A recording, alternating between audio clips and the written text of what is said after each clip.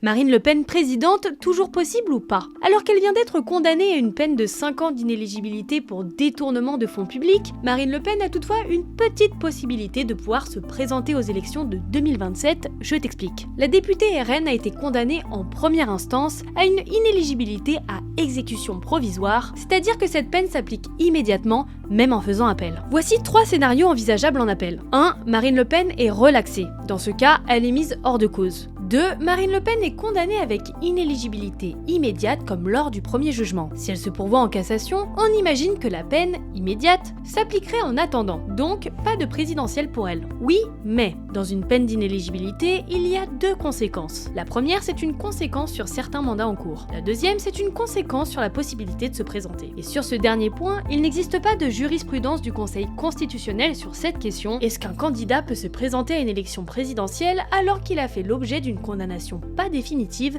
mais immédiate? 3. Marine Le Pen est condamnée avec inéligibilité, mais sans exécution immédiate. Si Marine Le Pen se pourvoit en cassation, tu vas me dire, tant que les recours ne sont pas tous utilisés, elle est tranquille.